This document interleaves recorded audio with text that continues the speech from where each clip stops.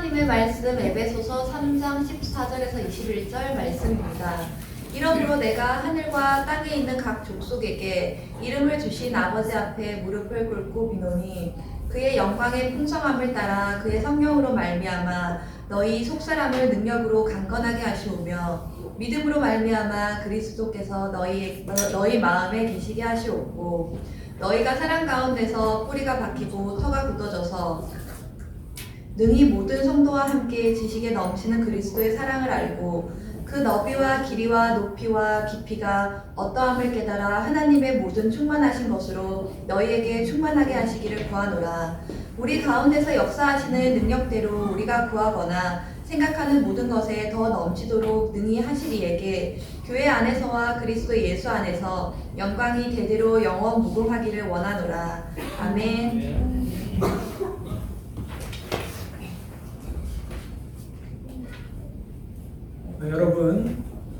여러분은 하나님의 형상을 회복한 존재예요. 예수님을 믿는 순간. 그렇기 때문에 하나님께서 하나님의 그 모든 축복을 여러분을 통해서 여러분의 이웃에게 전달하기 원합니다. 그러니까 우리가 전에는 지난주에 나눈 것처럼 죄와 허물로 죽었던 자들이었어요. 그래서 우리가 하는 말들도 악하고 우리의 하는 행동도 악하고 죄 가운데서 형제를 향해서 공격하고 비난하고 판단했다면 이제는 뭐예요? 축복하는 존재라고요. 그러니까 여러분이 지금 잠시 우리가 서로 손을 잡고 기도했잖아요. 이건 굉장히 하나님이 기뻐하는 일입니다. 그러니까 내가 내 손으로, 내 영으로, 내 마음으로 한 형제를 축복할 수 있다는 것은 굉장한 일이에요. 여러분, 그 시간을 통해서 또 여러분이 회복되는 시간 꼭 되길 바랍니다. 쑥스럽고 어색하지만 우리가 문화를 바꿔야 됩니다. 우리의 어떤 그런 이런 전통적인 우리 한국 사람만이 갖는 거 유교적인 사상 있잖아요. 굉장히 경직되고 이렇게 다른 사람을 향해서 축복하는 거 좀 껄끄럽고 특별히 경상도 사람들 사랑한다고 말하는 거 꼭 말해야 하나 뭐 이러잖아요. 그런 거 좀 버리고 우리가 해야 됩니다. 아시겠죠?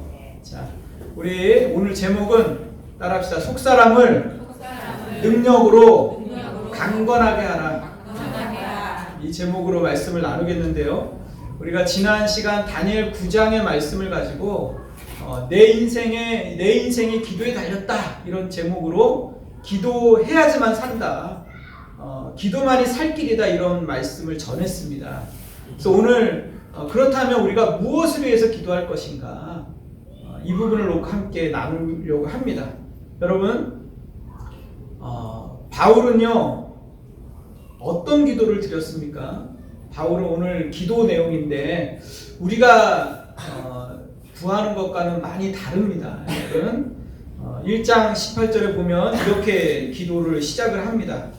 에베소서 1장 18절에 보면 너희의 마음의 눈을 밝히사 그의 부르심의 소망이 무엇이며 성도 안에서 그 기업의 영광의 풍성함이 무엇이며 그렇게 얘기하면서 하나님의 영으로 역사하는 그 능력의 지극히 크심을 너희로 알기로 하노라. 그러면서 바울이 구했던 것은 뭐냐면 너희의 마음의 눈을 밝히사 이렇게 얘기해요. 영적인 눈이 있다 얘기하는 거예요. 그러니까 그리스도인이 된다는 것은 보이지 않는 세계를 보기 시작했다는 얘기예요. 그 전에 보이지 않았던 것들이 보이는 거예요. 그게 뭐냐 하면 부르심의 소망이 뭐며 하나님 안에서의 기업의 풍성한 영광이 뭐며 그 능력, 성령의 능력의 역사하심이 뭔지 이런 것들을 알게 된 거예요. 전에는 이런 것들이 뭔지 몰라요. 생각도 없고 관심도 없죠.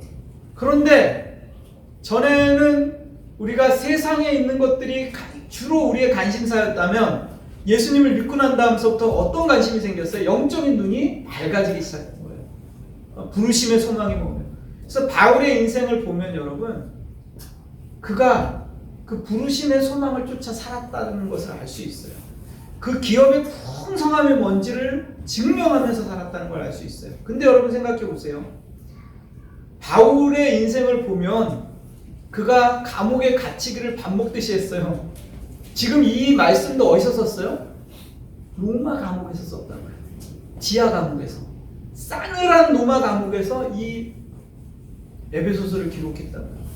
그는 감옥에 자주 갇혔으며 또 돌로 맞았다고요. 돌로. 그냥 나무로 채찍으로 맞은 게 아니라 돌로 침을 당하고 맞고 태장으로 맞고 그 다음에 죽은 줄 알고 갖다 버렸다고요. 얼마나 때렸으면 죽은 줄 알고 갖다 버렸어요. 그랬으니 바울의 몸이 성한 날이 있겠어요? 실제로 보면 허리는 제대로 남아났겠어요? 바울은요 말을 잘하는 사람이 아니었어요. 말이 어눌했다고요. 우리가 생각하는 것처럼 그렇지 않았어요. 그리고 바울은 못생겼어요. 그리고 바울은 또 자기 안에 질병이 있었다고요. 간질이라고도 하고 그런 어떤 바울의 그런 약점들이 많았다고요. 그런데 여러분 생각해 보세요. 바울 하면 떠오르는 게 뭐예요? 성경의 신약 성경의 대부분을 기록했다고요. 그리고 바울은 초대교회의 초석을 놨던 분이 바로 바울이에요. 바울을 빼고 신약을 이해할 수가 없잖아요, 여러분. 엄청난 선교사요, 목회자요, 설교자요, 신학자였다고요. 그랬던 바울. 그런데 그의 삶을 보면 매맞고 병들고 아프고 연약했다고요. 우리가 생각하는 그 기업의 풍성함, 성도 안에서의 부르심이 도대체 뭐냐? 우리가 생각하는 것과 좀 다르다는 거죠.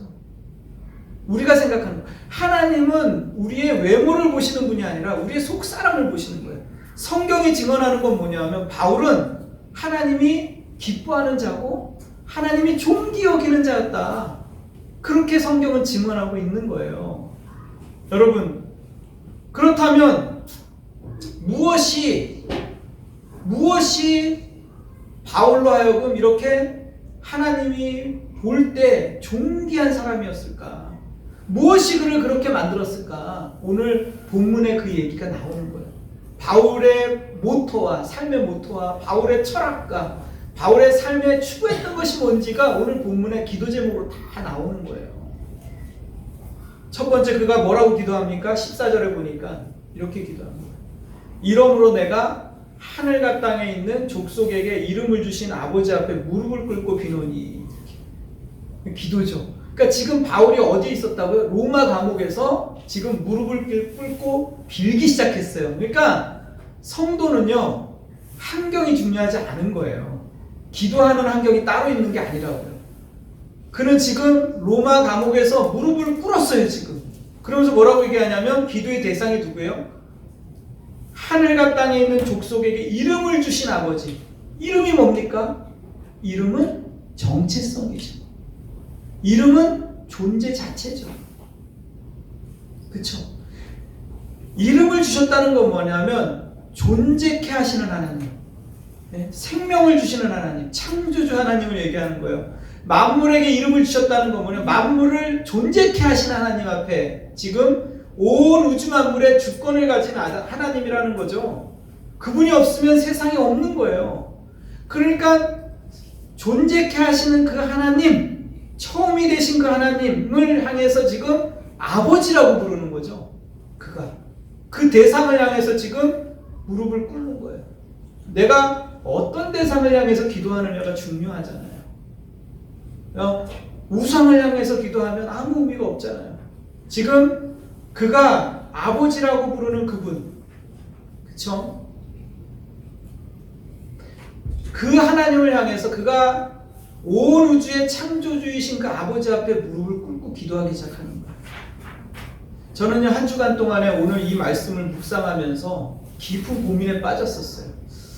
한국교회의 문제가 뭘까? 뭐 제가 대단하기 때문에 한국교회 문제를 생각한 게 아니에요. 제가 한국 사람이기 때문에. 한국 사람이기 때문에. 한국에 대한 소식은 늘 들려오니까. 교단에서 들려오고 노예에서 들려오고 늘 들려오니까. 한국교회의 문제는 뭘까? 고민했어요. 한국교회 문제는 다시 말해서 우리 교회의 문제가 아닐까? 그렇다면 우리의 교회가 가지고 있는 문제는 뭘까? 한 주간 고민했어요. 답은 간단했습니다. 답은 의외로 간단했어요. 제가 그걸 고민하면서 읽었던 책이 뭐냐면 내 안에 하나님이 없다라는 책이요. 필리미안 씨가 쓴 거. 그 책을 읽었습니다. 너무 정확하게 표현해 놓은 거예요. 내 안에 하나님이 없다는 거예요. 있는 줄 알았더니 없어요. 하나님을 생각하지 않는 거예요. 그러니까 우리가 가지고 있는 가장 근본적인 문제는 뭐냐면 하나님을 찾지 않는 거예요. 하나님이 없는 거예요. 우리가 실제로 하나님을 부르고 하나님을 사랑하고 하나님을 예배한다고 하지만 실제 상황이 딱 맞닥뜨리면 하나님을 헌시장처럼 버려버리는 거예요. 우리 안에 하나님이 없는 거죠. 제가 이런 생각을 해봤어요. 만약에 주일날 우리 설장놈이랑 한번 웃으면서 한번 얘기했던 것 같은데 1000만 원씩 나눠준다면 어떻게 될까? 이곳에서 오는 사람들 1000만 원씩 주는 거예요. 묻지도 따지도 않고. 그럼 어떻게 될까요? 만사를 제쳐놓고 오겠죠. 뭐 아프다고 안 오겠습니까? 뭐 한다고 만사를 제쳐놓고 오겠죠. 뒤집어 말하면 뭐죠? 우리가 필요로 하는 것보다 하나님이 못하다는 거예요. 내가 간절히 원하는 것보다 하나님이 뒤처진다는 거예요. 늘. 여러분 직장생활 아프다고 안 나가지 않잖아요. 힘들다고 안 나가지 않잖아요. 왜? 눈치 보이니까. 잘리니까. 평판이 안 좋아지니까. 그런데 교회는 그렇지 못해요. 근데 돈 안 주는데 더 헌신할 수 있어야 돼요. 왜? 그게 신앙이니까. 그게 믿음이니까. 실제로 상황이 딱 맞닥뜨리면 우리는 하나님을 우선순위로 놓지 못하는 우리의 현실을 보게 됩니다. 한국교회가 가지고 있는 가장 근본적인 문제는 하나님을 전심으로 구하지 않는 거예요. 여러분 그 사무엘상에 보면 엘리 제사장의 가문이 나와요. 그리고 거기에 보면 사무엘이 나와요. 대조하면서. 그리고 사무엘의 전체 주제를 뭐라고 하나님 말씀하시면 이렇게 얘기합니다. 나를 존귀 여기는 자를 내가 존귀 여기고 나를 경멸하는 자를 내가 경멸하리라. 이게 사무엘상의 주제예요. 하나님을 믿으면 하나님을 믿고 신앙생활을 하고 하나님의 자녀가 되면 축복이 굴러 떨어지는 줄 알아요. 그냥 가만히 있어도 축복이 막 떨어지고 악한 사탄은 물러가고 제약은 떠나가고 그냥 4차단 8차단 대로 확 열린다고 생각해요. 그 책에서는 그렇게 얘기합니다. 그렇지 않다는 거예요. 왜? 우리의 삶에 여전히 하나님을 믿는 믿음이 안 보여요. 전혀 보이지 않는 거예요. 여러분 바울은요 말도 어눌했어요. 간질한 자였어요. 그리고 내세울 만한 외모도 없었어요. 근데 하나님이 그를 존귀 여겼다고요. 왜 그랬을까요? 답은 간단합니다. 그가 기도의 사람이었어요. 그의 삶에 있어서 가장 중요한 것은 하나님과의 관계였어요. 하나님과의 관계. 기도라는 건 뭐냐면 하나님과 내가 관계를 튼다는 거잖아요. 그렇지 않습니까? 내가 기도하지 않는다는 것은 하나님과의 관계가 어색하거나 별로거나 안 좋다는 얘기예요. 아주 쉬운 예지만 온 우주 만물을 지으시고 나의 모든 세상에 존재케 하시는 그 하나님 내가 아버지로 부른다는 거. 그리고 그 하나님과 관계를 한다는 것은 뭐예요? 기도를 하기 시작한다는 거예요.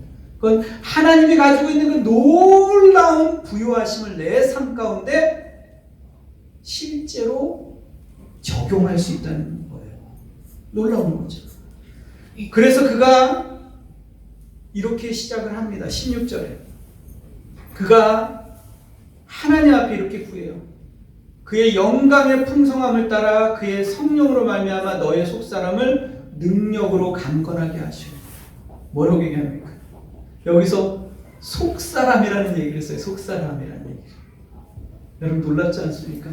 바울에게서의 표현이에요. 속사람, 겉사람, 속사람. 바울은 이 속사람이라는 표현을 쓰길 좋아합니다. 그렇죠? 속사람을 능력으로 강건하게 하시며 바울이 자신의 내면을 깊이 성찰하자 이 속사람이 있다는 걸 알게 됐어요. 이 속사람은 겉사람을 이길 수 있어요. 이 속사람에 의해서 하나님의 백성, 하나님의 자녀들은요, 겉사람을 지배합니다.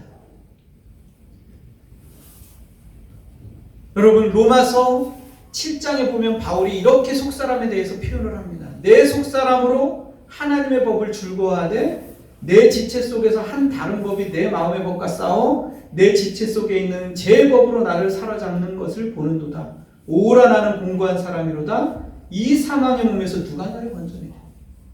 속사람이 있다는 거예요. 근데 이 속사람이 뭐라고요? 내 속에서 죄와 법과 싸운대요. 그러니까 내 안에서 영적 전쟁이 벌어지는 거예요. 날마다. 내 안에서 속사람과 이 겉사람이 싸우는 거를 보는 거예요. 오라 공고한 사람입니다. 네.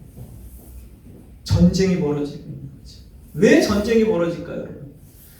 이 속사람이라는 것을 예수님은 뭐라고 얘기합니까? 새 생명이라고 얘기해요. 새 생명. 예수님이 이 땅에 오신 이유가 뭐죠? 우리의 속사람 때문에 오신 거예요. 우리가 예수님을 믿고 거듭났다는 게 뭐죠? 우리 안에 속사람이 생겼다는 거예요. 거듭났다는 거예요. 새 생명이 생긴 거예요. 우리가 전에는 어떤 사람인데? 겉사람을 추구했던 사람이에요. 겉사람. 겉사람이 추구하는 건 뭐예요? 겉사람은 이 세상의 것을 추구한다고. 보이는 세상. 보이는 거. 편판. 다른 사람의 이목. 이 세상의 명성. 겉사람이 추구하는 건 뭐예요? 끊임없이 자기 만족을 구한다고요. 외모를 구하잖아요. 겉으로 드러나는 것들. 다른 사람이 나에게 말하는 것들에 대해서 너무너무 신경을 많이 쓰죠. 그런 것들이 겉사람이 추구하는 세상이에요. 세상의 것들을 추구하는 거예요, 겉사람은. 근데 속사람은 정반대죠. 그러니까 이 겉사람과 속사람이 충돌을 일으키고 싸우는 거예요, 계속. 근데 뭐라고요, 사도 바울은? 겉사람에게 자꾸 지는 거예요. 그러니까 자기가 얼마나 공고한 사람이라는 걸 알게 되고, 그래서 뭐예요? 이 겉사람이 계속 추구하는데 이 겉사람을 못 이기는 거예요. 내 욕망을, 내 정욕을, 나의 이 어떤 그런 나의 욕망과 정욕과 내 만족만을 위해서 살려는 그 이기심을 번번이 실패하는 거예요. 그러니까 뭐예요? 오라라는 공고한 사람이로다. 그때 뭡니까? 예수 그리스도의 능력이 아니면 안 되는구나. 이걸 발견하는 거예요. 성령을 구하기 시작하는 거예요. 이게 기도죠. 여러분, 예수님을 믿고도 늘 왜 번번이 겉사람에게 실패합니까? 겉사람을 이겨본 경험도 없으신 분들도 많이 있죠. 늘 정욕에 사로잡히고 늘 육체적인 그런 욕심에 사로잡혀가지고 늘 속사람이 있다는 것조차도 생각 안 하고 살아가는 사람도 많아요. 근데 여러분, 예수님을 믿고 난 다음에 우리가 제일 먼저 발견하는 게 뭐죠? 속사람이 있다는 걸 알게 된 거예요. 속사람이 있다는 거. 그래서 성경에는 뭐라고 얘기합니까? 겉사람은 후패한다. 그러나 나의 속사람은 날마다 새로워진다. 왜죠? 겉사람은 늙고 병들고 시간이 지나면 점점, 여러분 10대, 우리 여기 뒤에 이제 지민이 있고 우리 친구들이 있지만 저 때가 가장 아름다울 때예요. 저 나이가 지나가고 나면 그 다음서 뭐예요? 이제 후패해지는 거예요. 점점 늙어가는 거예요. 아침에 일어나잖아요. 제가 아침에 일어나면 뼛소리가 나요. 두두두. 이걸 허리를 못 펴요. 왜냐하면 제가 요즘 허리가 되게 안 좋거든요. 허리를 피는데 한참 걸립니다. 네. 옛날에는 안 그랬거든요. 그냥 일어나면 이게 고무줄처럼 이렇게 왔다 갔다 했어요, 몸들이. 여러분, 점점 약하고 늙고 병들어가요. 겉사람을 추구한다는 건 여러분 그런 거예요. 그런데 우리의 속사람은 날마다 새롭죠. 이 속사람을 위해서 예수님이 오셨어요. 여러분 기억합시다. 속사람. 이 속사람은요, 하나님의 나라를 추구하는 거예요. 그러나 겉사람은 뭐죠? 세상 나라를 추구해요. 그러니까 이 둘이 서로 충돌을 일으키는 거예요. 겉사람이 추구하는 건 뭐예요? 나의 왕국을 세우려고 하는 거예요. 나의 왕국에 내가 주인이 되는 거예요. 내 자아가 주인이 되는 거예요. 그래서 겉사람은 내가 주인이 되는 거예요. 예수님을 믿는다는 건 뭐예요? 그 주인의 자리에서 내려오는 거예요. 예수님이 나의 주님이다. 그거를 내 마음에 모셔드리기 시작하는 거잖아요. 속사람이. 그래서 성경에는 뭐라고 얘기합니까? 내가 그리스도와 함께 십자가에 못 박혀 죽었나니 이제는 내가 사는 것이 아니요 내 속에서 예수 그리스도께서 사시는 것이다. 내가 남아있는 모든 인생을 살아가는 것은 나를 위해서 죽으시고 나를 위해서 삶을 들이신 예수 안에서 사는 거다. 이렇게 고백하잖아요. 갈라디아서에서. 여러분, 전에는요, 모든 나의 관심이, 나의 에너지가 이 세상의 것이었다. 나의 에너지, 사람들은 자신의 에너지와 자신의 관심과 자신의 목표가 세상의 것들을 추구하는 거예요. 겉사람이 좋아하는 거, 겉사람이 사랑하는 거, 겉사람이 추구하는 목표가 다 세상의 것이었어요. 그런데 예수님을 믿고 나니까 뭐예요? 그것이 아니라 하나님의 나라를 추구하는 자가 되는 거예요. 하나님의 나라, 부르심의 소망이 무엇이며 성도 안에서의 기업이 풍성한 것이 무엇이며 하나님의 영광의 역사하시는 것이 무엇인지를 보기 시작하고 그것들을 행하기 시작하는 거예요. 내 자리에서 내려오기 시작하는 거예요. 그래서 예수님께서 이 땅에 오셔서 제일 먼저 하신 말씀의 설교가 내용이 뭐죠? 회개하라. 회개하라, 천국에 가까운 일. 회개하라고 외친 거예요. 여러분, 왜 예배 드립니까? 왜 교회 나오죠? 제사 드리는 거잖아요. 구약에서는. 구약에서 제사를 왜 드리죠? 어린 양을 잡고 소를 잡아요. 왜? 죄를 용서받기 위해서 제사를 드리는 거예요. 하나님 앞에 나아가기 위해서. 그럼 구약의 제사가 오늘날에 뭐예요? 예배잖아요. 그 예배에서 가장 중요한 게 뭐죠? 회개예요, 회개. 어린 양의 그 보혈에 의지하여서, 어린 양의 그 보혈에 의지하여서 말씀을 들을 때 찔림을 받는 거예요. 아, 내가 이렇게 살면 안 되는구나. 말씀을 비춰보니까 내 죄악이 드러나기 시작하는 거예요. 아, 내가 죄인이었구나. 말씀을 비춰보니까 내 삶의 어두운 부분이 드러나기 시작하는 거예요. 예민해지기 시작하는 거예요. 민감해지기 시작하는 거예요. 전에 둔감했던 죄들이 살아나기 시작한다고요. 아, 전엔 이것이 세상에서는 아무것도 아니었던 건데, 이 세상에서는 묵인되고 용납되고 용인됐던 건데, 내 말씀에 비춰보니까 아니었구나. 자신을 깨트리기 시작하는 거예요. 회개하면서 어린 양의 보혈로 자기를 씻기 시작하는 거예요. 그러면서 그 회개의 제사함의 기쁨을 경험하면서 하나님을 찬양하고 감사하며 경배하며 드리는 게 뭐예요? 예배인 거예요. 그래서 예배 가운데 회개가 빠지면 안 되는 거예요. 예배 가운데 여러분 말씀을 통해서 자신의 찔림을 받는다는 건 뭐예요? 은혜를 받고 있다는 거예요. 은혜를. 다른 말로 하면 지금 은혜가 내리는구나. 성령께서 나를 지금 만지고 계시는구나 라고 생각하면 되는 거예요. 여러분, 예수님의 보혈로 겉사람을 추구했던 지난 날을 회개하시기 바랍니다. 속사람이 강건해지는 거예요. 그 17절, 18절에 보면 속사람이 어떻게 강건해질 수 있는가 얘기하고 있습니다.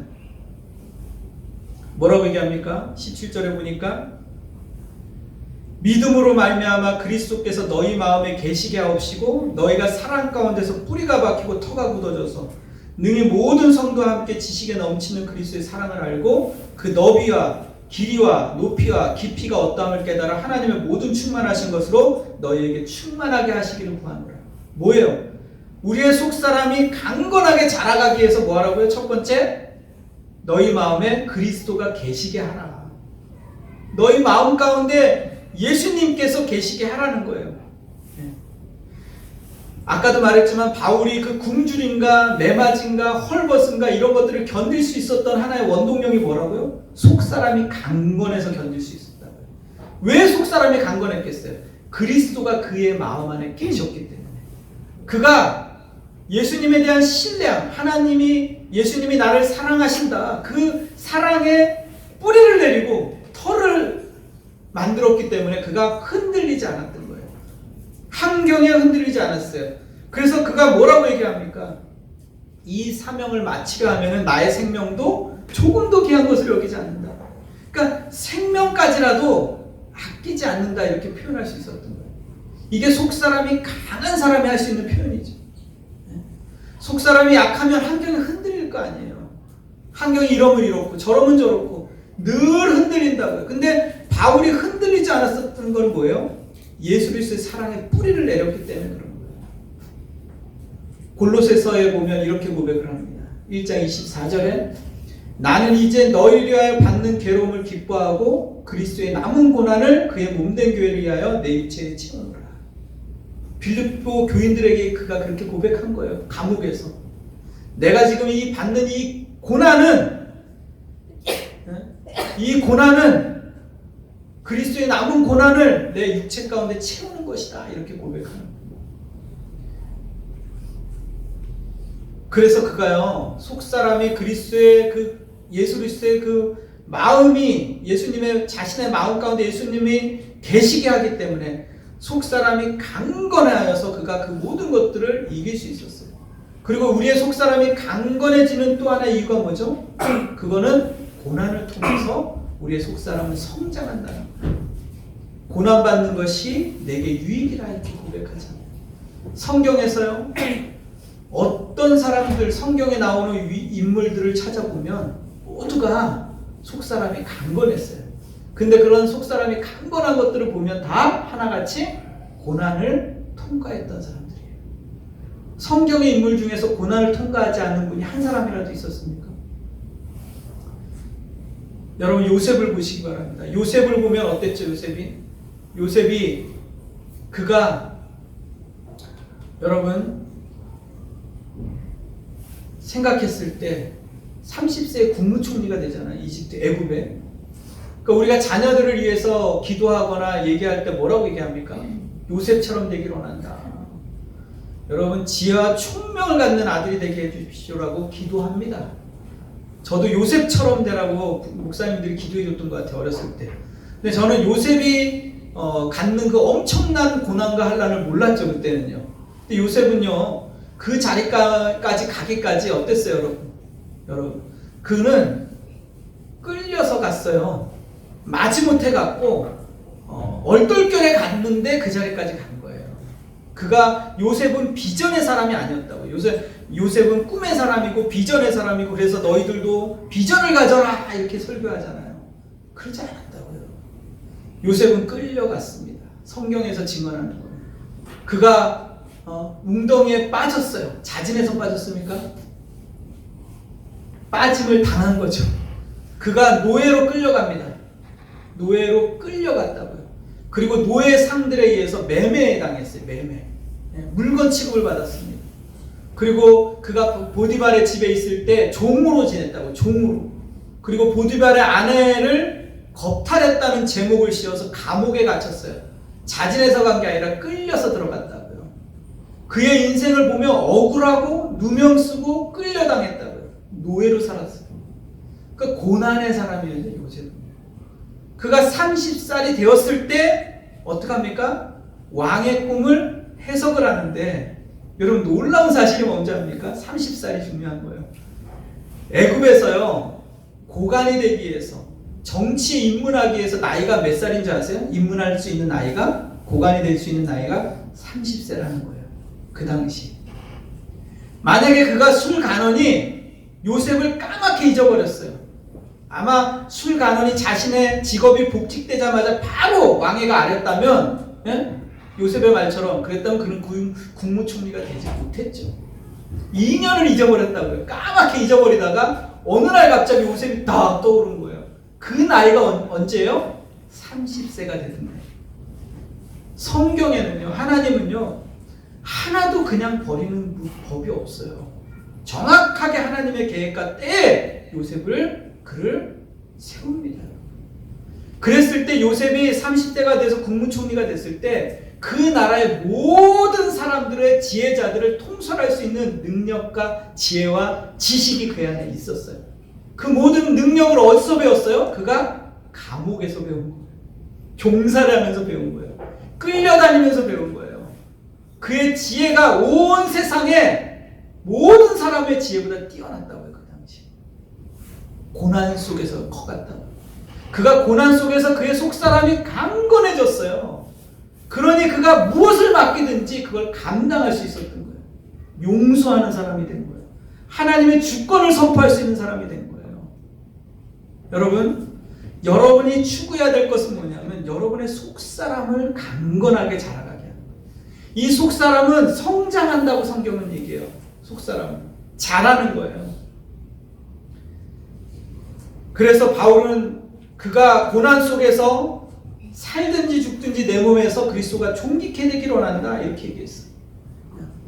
고난은 우리의 속사람을 강건하게 합니다. 여러분의 자녀들, 여러분의 인생 가운데서 무엇을 구하겠습니까?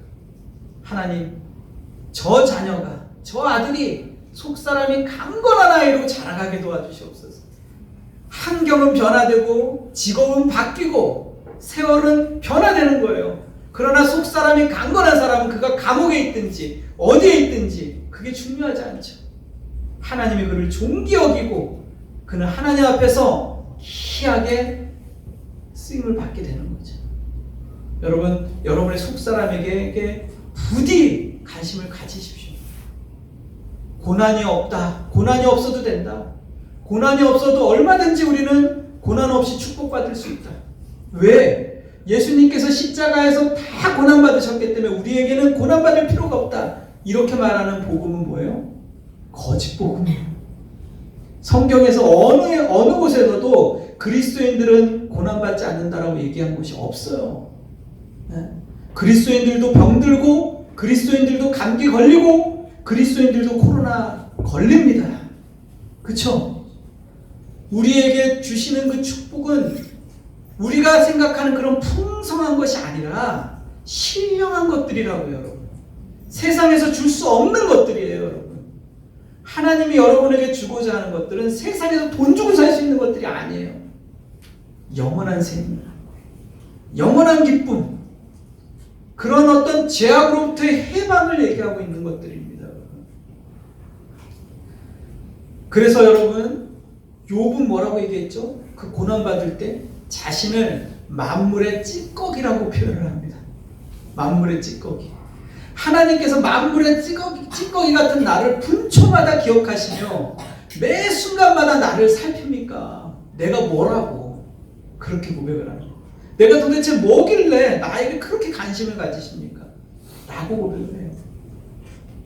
아브라함은요, 이삭을 바칩니다. 이삭을 바치기 위해서 모리아산으로 가요. 그에게 그것은 고난이었죠. 고난을 통과하면서 속사람이 강해지고 그때 뭐합니까? 예수 그리스도의 사랑, 하나님의 사랑에 뿌리를 내리기 시작하는 거예요. 인생 속에서 고난을 통과하면서 하나님의 그 사랑의 여기서 말하는 것은 넓이와 깊이와 그 높이와 이런 것들을 배워가는 거예요. 알아가는 거예요. 그러면 속사람이 강건해지기 시작하는 거예요. 흔들리지 않고.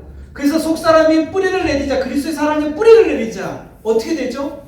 환경에 흔들리지 않아요. 신앙이. 여러분이 말세의 이 시대를 어떻게 살아가겠습니까? 여러분에게 지금 성경이 도전하는 거예요. 당신은 하나님과 어떻게 관계를 갖고 살아가고 있습니까? 어떻게 속사람을 추구하고 있습니까? 묻는 거예요. 그러지 않으면 어떻게 돼요? 이 말세의 신앙을 다 버려버린다고요. 말세에 이렇게 흔들리고 저렇게 흔들리고 결국은 뭐예요? 다 떨어져 나가게 되는 거예요. 바람이 불어도 비바람이 쳐도 그 가지에 붙어서 떨어지지 않는 그 가지는 열매를 맺게 되는 거예요. 여러분 다시 한번 기억하시기를 바랍니다. 어떤 분이 31년간을 목회를 하면서 이제 은퇴를 하면서 자기가 고백한 거예요. 실제로 책에서. 뭐라고 고백하냐면 그 책에서 이렇게 얘기합니다. 내가 31년간을 목회를 했는데 딱 두 종류의 믿음을 보았다. 목회하면서. 다른 건 없더라. 딱 두 종류의 믿음만 있더라. 그래서 제가 그거를 이렇게 캐치를 하고 열심히 읽었습니다. 왜? 중요하니까. 선배가 얘기하는 거니까. 31년 동안 목회하면서 딱 두 종류의 믿음을 봤는데 하나는 라면 믿음이에요. 라면. 뭐뭐 라면. 또 하나는 뭐예요? 비록 뭐뭐 할지라도. 그러니까 한 사람의 믿음은, 한 종류의 믿음은 늘 나에게 건강을 준다면, 나에게 행복하게 해준다면, 나에게 하나님께서 승진하게 해준다면, 나에게 행복을 준다면 내가 기도하고 내 생명도 드리고 내가 예배도 드리고 헌금도 하겠습니다. 늘 뭐뭐라면 하는 신앙이 있더래요. 믿음이 있고. 또 한 사람은 비록 내가 갈보리 언덕을 올라갈지라도, 내가 피와 땀을 비록 흘릴지라도, 비록 세상 사람들이, 악한 사람들이 번창할지라도, 비록 내가 십자가에서 피와 땀을 쏟더라도 하나님을 신뢰하겠습니다 라는 신앙이 있더라는 거예요. 여러분, 프랑스에 이런 무화가 있어요. 프랑스에 당나귀가 있는데 당나귀 앞에 건초더미가 있는 거예요. 아주 먹음직스러운, 너무 풍성한 먹음직스러운 건초더미가 두 개가 놓여 있어요. 이쪽 오른쪽에도 있고 왼쪽에도 있고. 우한데, 그러니까 이 당나귀가 양쪽에 있는 풍성한 건초더미를 쳐다보면서 어떻게 있겠어요, 여러분? 그 우하에 보면 굶어 죽어요. 왜? 오른쪽에도 너무 풍성하고 왼쪽에도 너무 풍성하니까 어디로 가야 될지 몰라가지고 쳐다보다가 굶어 죽는다는 우화입니다. 이것은 너무 잘 표현해 놓은 책이에요. 프랑스에. 신자들의 삶이 그래요. 이쪽도 아니고 저쪽도 아니에요. 양쪽의 다리를 거치고 확실하게 하나님을 믿으려면 믿고 확실하게 신앙생활을 하려면 해야 되는데 세상도 아니고 하나님도 아니에요. 어중간하게 신앙생활하는 거예요. 그러다가 어떻게 해요? 굶어 죽어. 여러분, 결단하시기 바랍니다. 여러분, 속사람을 향해서 추구하셔야 돼요. 내 속사람에 관심을 가지셔야 돼요. 내가 그리스도의 사랑 안에서 지금 뿌리를 내고 털을 내고 자라가고 있는가? 아니면 나는 여전히 겉사람을 추구하면서 세상을 추구하면서 세상의 것들을 추구하면서 하나님을 믿는다라고 착각하는 살아가는 거 아닌가 생각하셔야 되는 거예요. 그리고 이 시간에 결단하시고 기도하시기 바랍니다. 너의 그 하나님이 주시는 그 마음을 가지고 선을 행하라라고 주께서 말씀하신 것처럼 이 시간에 주님 앞에 기도하시기를 바랍니다. 하나님, 나의 겉사람을 다시 한번 회복시켜 주시옵소서. 나의 겉사람이 아니라 속사람을 다시 한번 주님 앞에 의탁합니다. 내 속사람이 주님 앞에서 성장하며 자라가게 해주시옵소서. 그리스도의 사랑 안에 뿌리를 내리게 해주셔서 함께 기도하는 여러분 되시길 바랍니다. 기도하겠습니다. 여러분의 목소리를 기도하십시오. 하나님이 모든 충만하신 것으로 너희에게 충만하게 하시기를 구하노라. 온갖 구하는 것이나 생각하는 것에 더 넘치도록 교회 안에서 그리스도 예수 안에서 영광이 대대로 영원 무궁하기를 원하노라 고백한 것처럼 속사람을 추구하는 자에게 하나님의 모든 충만함, 결핍이 없고 부족함이 없는 상태 가운데 나아가게 하겠다고 말씀하고 있는 것입니다. 이 시간 함께 하나님 앞에 여러분의 목소리로 결단하면서 기도하는 시간 가지시기 바랍니다. 기도하겠습니다. 키 작은 자 죄인 중에 괴수 무익한 나 부르셔서 간절한 기대와 소망 부끄럽지 않게 십자가 젊게 하셨네. 어디든지 가리라 주 위에 서라면 나는 전하리 그 십자가 내 몸에 맨 십자가 그 보혈의 향기 온 세상 채울 때까지